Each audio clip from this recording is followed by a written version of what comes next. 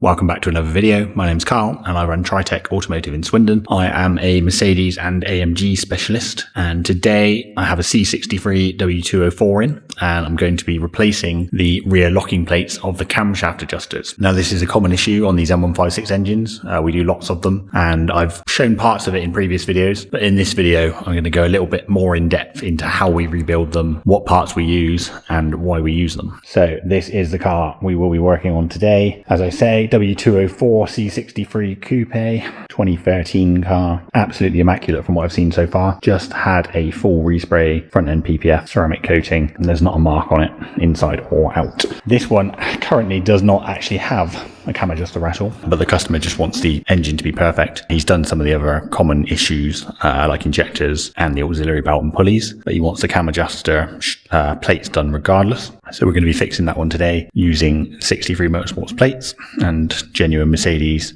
bolts and gaskets. This one here, another 2013. This one's a saloon.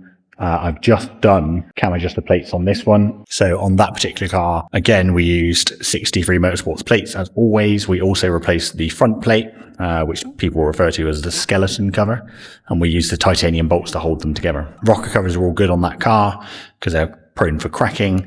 Cams and lifters were all good, and we're hoping for the same on this one. They're both relatively low mileage cars, both very well looked after, regularly have oil changes. We can slow down the cam wear and lifter wear on these by servicing them and keeping on top of regular oil changes. So this one's all done, back together, road tested and cleaned, ready to go back to the customer tomorrow. We've got Dave's 2008 C63 under the cover with his engine stripped here. Cylinder heads are now back from the machine shop, and we've just had a delivery from 63 Motorsports, so that one will be going back together soon. For now, this one's done. In this video, we're going to focus on the coupe. And then later in the week, I have another, I have an estate coming in, which is in a metallic brown color, believed to be the only one in the country. So I'll get some footage of that and drop it into the video. That one's also coming in for cam adjuster plates. So got a little bit of run of them this week. I've got 3 or 4 booked in over the next couple of weeks.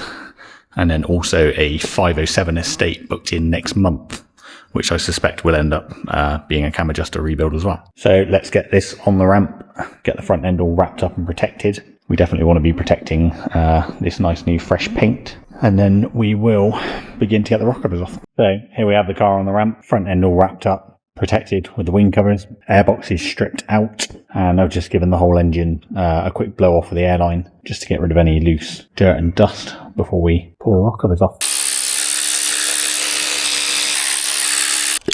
So got both rock covers off now. The cams are all in good condition, as are the lifters. Had a bit of a battle with this driver side rock cover. As you can see, it's snapped off all of the lower bolts along this edge. They're quite bad for corroding, and they're a very thin bolt. So there's the heads there. You can see how thin they are.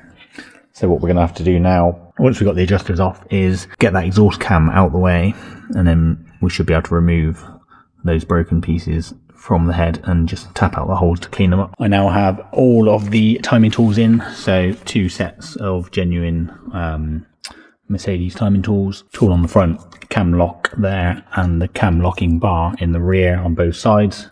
As I've said, cams are in very good condition, lifters all look to be good. We probably will have to take this cam out to address these broken rocker cover bolts.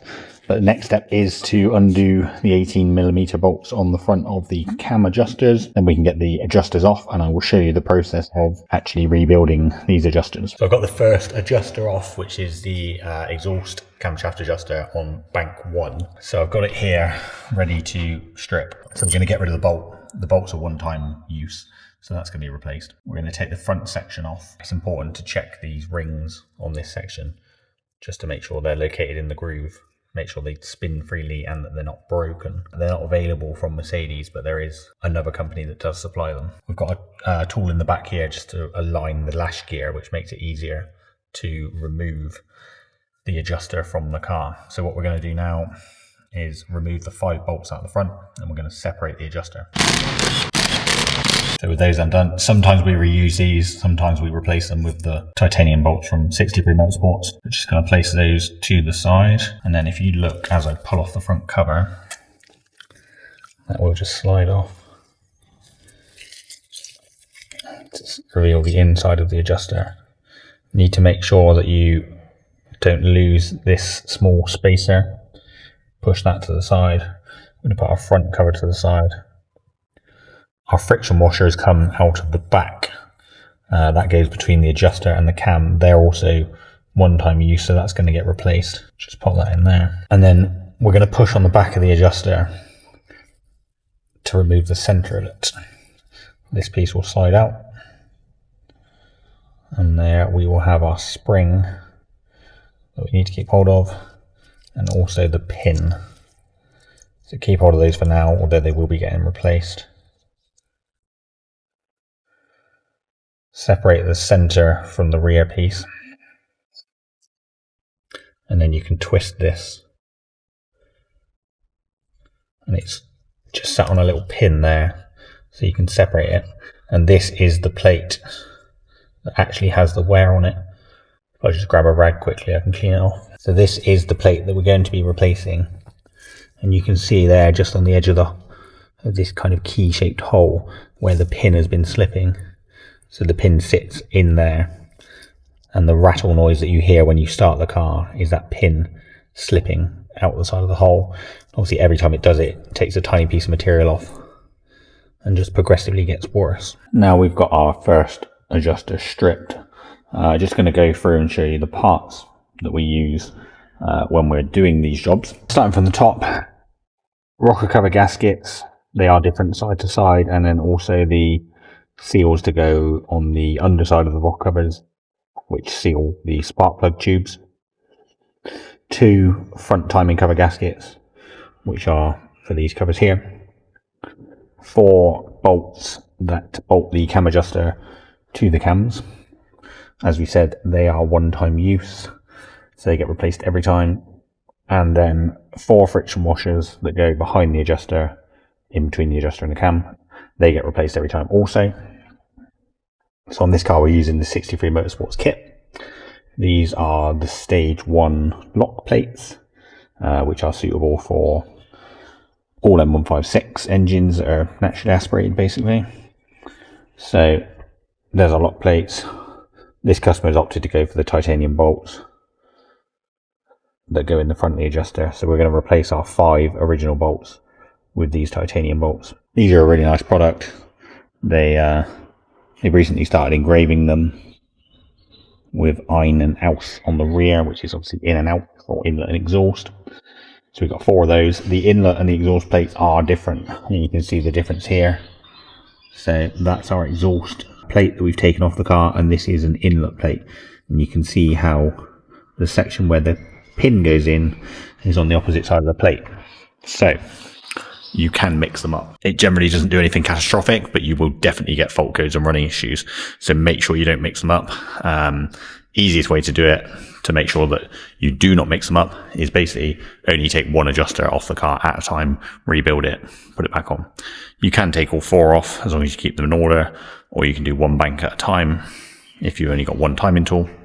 The way I like to do it is just take 1 adjuster off, strip that one, rebuild it, and then put it back on the camshaft. That way you know it's physically impossible to mix the parts up. I have taken the exhaust cam out on bank 1 because of our snapped rocker cover bolt. So I've got 2 that have snapped off flush with the head, and then I've got 3 that are sticking out. So I'm going to have to extract those from the cylinder head.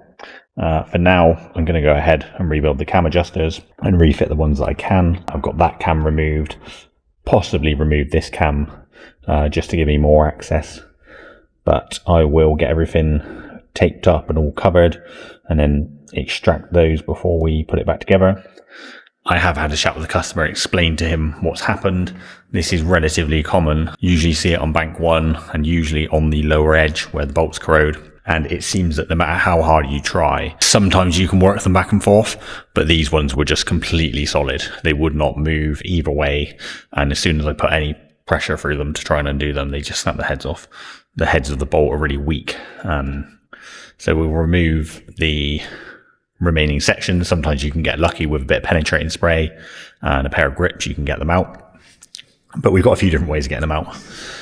I have had a chat with a customer, and he has now decided, because of what's happened with the broken bolts, we're going to put a pair of rocker covers on it. We don't have to. We could change the bolts in the rocker covers, but he has said he wants it to be perfect. The rest of the car is absolutely immaculate. So whilst we're there, we'll put a pair of covers on. I've got some on the shelf ready to go. So at least when we put it all back together, we know that everything's 100%. So I now have everything ready to assemble our first adjuster. Here is everything that we're not going to be using from this one adjuster. So the bolt, the friction washer, the 5 bolts that go in the front, the pin and the spring and the actual locking plate. Here is everything ready to go together, all nice and cleaned. Every single part's been cleaned, including the new bolts and the new plate. We've got a new pin and spring there ready to go together. And I've got my tools needed, tools that are needed to put it together. I've got a torque wrench, I've got another T30 socket, a couple of drill bits, which I'll show you what they're for. Got some oil that we're going to put inside the adjuster, and then just some blue Loctite. Vice has been cleaned, set up ready. We've got these soft covers for the jewels for when we clamp the adjuster in to torque it up, just to make sure we don't do any damage to the adjuster. So I'm going to do my best to show how we assemble the adjusters on my own, because I don't currently have anyone else to film this. So what we're going to do is take the rear section, or sorry, the center section, and then the locking plate, and we're going to place that pin into the hole. These can only go together in one position. Just double checking we've got the right locking plate. This is definitely an exhaust plate. We're going to make sure that our new pin is the right size for our adjuster. Make sure that it doesn't get caught. Then we need to put the centerpiece that moves into the adjuster housing. It does have to go a particular way. It needs to line up. Sorry, it's come apart. It needs to line up where the keyed section is. So the hole in the adjuster needs to line up with the keyed section like that. They can be, a little bit difficult to put in, but you shouldn't have to force it. It should slip in quite nicely, and then once it's in, it should move nicely. So what I like to do is just put a little bit of oil on them, on the edges. I'll just do that now. Quite a messy job this, because you want to make sure everything's nice and oiled up when it goes together. I just like to put a little bit of oil on it, so it's not completely dry when the engine starts. Then we can drop that back into place.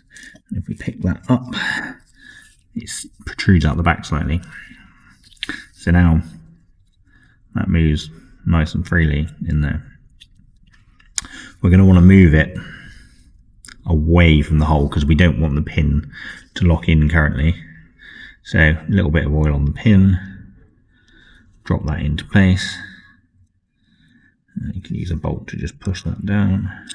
We're going to fit the center section onto the rear section. And the best way to do this is, I like to have the part number facing up in line with this tool. So we line that up as close as possible. Drop that onto there. So this is what we've got now. Then we're going to put our spring in and our small spacer. It will stick out, so you just need to be careful not to knock the spring or the spacer. And we're going to put our plate back together. So we're just going to push that one down into place. Now I'll just put one bolt in now, and just wind that one down finger tight, just to secure it in place. And that is the adjuster assembled. So I'll be honest, I filmed myself assembling the first adjuster, which is the Bank 1 exhaust adjuster, and I watched the footage back and it's not very good. The camera angle was all wrong and sound was not great. So I've got the next one off, which is the Bank 1 intake adjuster. I've got it stripped, I've got it cleaned, ready to go. I'm going to show you what I can. Bear in mind, this is not a how-to guide. If you're looking for a how-to guide, go on the 63 Motorsports website, go into the frequently asked questions section, and there is a step-by-step guide. Obviously, that is only applicable to 63 Motorsports products. For now, I'm going to show you what I can. I'll show you the pieces we've got and a rough overview of how it goes together and a couple of important things to check whilst doing these. So you can see here, I've now got our second one stripped. You can see the wear more so on this plate here. So everything cleaned, ready to go back together. Got our new plate, which we've also cleaned. Bolts, even though they're brand new, they still get cleaned. Every other piece cleaned, ready to go. New pin, new spring. And we're going to assemble it. We've got some engine oil, just new engine oil that we're going to assemble it with, just so it's not completely dry when the engine starts. So I will assemble this now and show you a couple of important things to check whilst doing these. So one very important thing to check before you refit them is you need to make sure that they can still turn. So this adjuster is built up. We've got a new plate in here, our new bolts, and it's all torqued to spec. We torque it up in stages, gradually getting tighter until we reach the torque figure that we want. But then once it's assembled, we need to make sure that the centerpiece can move independently of the outer casing, because that is how it adjusts the timing when it's on the car. So the way to do this, well, the easiest way to do it is a couple of drill bits. Just drop them in the back here, and then kind of hold it with one hand and turn the drill bits with your other hand. I have already done this one. It's a bit difficult to show on camera, but hold the adjuster with one hand and then turn the center with your other hand slowly backwards and forwards. If you go too far, the pin will drop in and it will lock into place. So just a tiny little bit of movement back and forth. Just make sure that the inside of the adjuster can turn, because if they're over torqued and they're clamped, then they won't be able to adjust on the car using the oil pressure, and you'll have to take them all apart again. This is where I'm at with it currently. As you can see, this side's still stripped, got the exhaust cam out, got both cam adjusters off, got the coolant bottle just moved to the side because we're going to have to address these broken rocker cover bolts, so that will be the next step. Driver's side is built up, so all the cam adjusters are rebuilt. Driver's side adjusters are in. The bolts are not tight, they're just placed, they're just in position but not torqued up. Just put these caps on just as a visual reminder to remind me that the 18mm bolts in the end of the cams are not torqued. These just came with a part that I ordered a while ago, but they fit quite nicely on there. Just good to give yourself a reminder visually that they need to be torqued. And then what I will do is once I've built up this side, I'll torque all four of the bolts together. But we've already got our new bolts in and our new friction washers behind the cams. So that side is essentially done and built up. We need to remove these broken rock cover bolts, and then we can build this side up, get it all back together. So this is not the way that I expected to end this video, to be honest. The plan was to have this car all back together. The customer was going to come in tomorrow and collect it, but I'm having a bit of a nightmare with these broken rock cover bolts. So it's not unusual for these rock cover bolts to snap. I've had it in the past and I've managed to get them out. So they lock into place, particularly on the lower edge, which is closest to the exhaust manifold, and tends to mostly be on the driver's side of the car if you're in the UK, so the right hand side. Don't see it as often on the left hand side. And they're only 6mm thread with a T30 head on, and I've tried every which way possible to get them out. When they're corroded this bad, they're very difficult to remove. You can't even work them back and forth. You can't really put too much heat on them because the rock cover's plastic. You can't really get penetrating spray to where it actually needs to go. And as soon as you put any force through them, they just snap the heads off, which is fine because then you can remove the rock cover and deal with the broken stud which is remaining in the head. And usually with a little bit of heat, bit of penetrating oil, let them sit, and some grips or stud extractor, something along those lines, you can get them out. And I've done this lots of times in the past, never had an issue. This one is fighting me. I had 5 broken bolts, basically broke every bolt along the lower edge on the driver's side. I've managed to get one out cleanly and the threads are fine, but you see the amount of corrosion that pulls out with the stud as it comes out. It's no surprise that they're locked in place. The others, I have tried every possible way. Like I say, penetrating oil, stud extractors, mole grips. I've welded nuts onto them, which usually works as a last resort. Drop a washer over it, drop a nut over it, get the MIG welder, weld a nut on. I can't even get them out with that. So I've done a couple more, and the ones that I've welded nuts onto, all they've done is broken off flush with the head, which makes them even more difficult to get out. So I've got 2 at the front broken flush with the head, which I could potentially drill out in the car, but it's still going to be difficult to get the angles right. And I've now got 1 broken further back, which I'll show you in a second, which there's basically no access to drill it with a normal drill. Even with a 90-degree drill, it would be very difficult to get the angles right and make sure we don't damage the cylinder head. So this is the first time I've ever had this happen to me on one of these. I've had a chat with the customer, and I think, although it sounds drastic, the kind of easiest and best solution to this is to drop the engine. The customer said to me, okay, yes, that seems drastic for a few broken bolts. Can I not take the cylinder head off? To which I said, yes. I mean, I can take the cylinder head off, but that obviously involves inlet manifold off, dropping the exhaust off, removing the head, which will then require head bolts, head gasket, ideally skim the head, which means stripping the head, which means valve stem seals, and it just escalates and escalates and escalates. So the way I'm going to do it is to drop the engine, subframe, gearbox, all as one package out the bottom, because that requires the least amount of items to be disconnected, and that will disturb the least amount of parts of the car. So I've said in previous videos, I normally pull the engines out the top, but my reason for doing that is generally when I'm taking one out, it's going to be out for a while because I'm getting the heads rebuilt and all that kind of stuff, doing broken head bolts. And by pulling it out the top and leaving the subframe in the car, I can move the car around. I can get it off the ramp, put it out of the way basically whilst I work on the engine. But with this one, the plan will be to get the engine out, extract the broken bolts, whether that be drill them out or use easy outs or whatever needs to be done, and then put the engine back in straight away, like within same day ideally, maybe next day. So that is going to be the plan. It sounds like the most drastic option, but overall I think it's the best option. It requires the least amount of parts. It will basically just be some fluids, and then I can drop the whole engine, subframe, gearbox package down, extract the bolts, put it back in.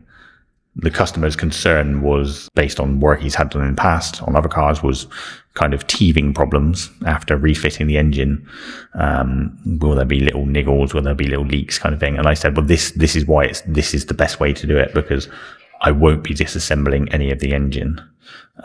We'll essentially just be unbolting the subframe, gearbox, disconnecting some pipes, and the engine itself will stay together. Obviously, I will do my absolute best to put everything back 100%, but when you're stripping into the engine, you are always introducing the risk of little teething problems when you put it back together, potentially introducing leaks and things along those lines. So by leaving the engine fully together, leaving the head on the engine, we eliminate that risk, and all I've got to undo is subframe bolts, gearbox mount bolts, steering column, that kind of thing. It's a difficult situation. Very rarely happens, to be honest. And it's not ideal when it does happen. It's not ideal for the customer who's come in for a relatively minor job that's now going to escalate.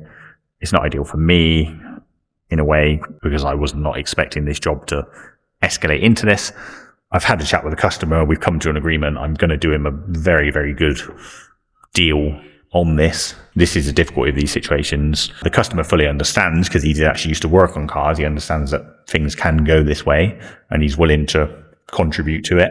But I also feel like, although it's not my fault, I haven't done anything wrong, and I've actually spent hours so far trying to extract these bolts. I need to come to the table, so to speak, and I'm willing to write off a lot of the labor to ensure that the job gets done correctly and that ultimately we want the customer to be happy with the outcome. I am a business. I need to make money out of this, but I'm willing to lose a lot of my labor to make sure that the overall outcome is right for the customer. And I believe this is the best way of doing it, by dropping the engine out. Like I say, not the ending I expected for this video. I honestly thought it would all be done, but hopefully I've got to go to Norway for a few days to look at another C63. And then when I'm back, I will drop the engine out, get the bolts extracted, get the engine back in, get it all, I'll have it all built up on the floor. I'll get all the rock covers and everything back on, so it's just ready to go back in, plumb it in, and it'll be good to go. I'll just show you the bolt now. I've got these two broken at the front, one broken off further back, and then I've still got a stud kind of remaining on the back there. As you can see, the access, particularly on these rear ones here, just very little room. None of this comes off. This is the structure of the car, essentially. This piece is removable, but this white painted piece is the body of the car. So as always, thank you for watching this video. Don't forget to like and subscribe, and check back soon for more content. We have just had this C63 dropped off in a very rare colour, believed to be the only one in the UK in this colour. And we're going to be doing cam adjuster rebuild, brakes, injectors, and a few other little bits. Customers recently bought it, so we're going to give it a good look over. So keep an eye out for a video on that one soon.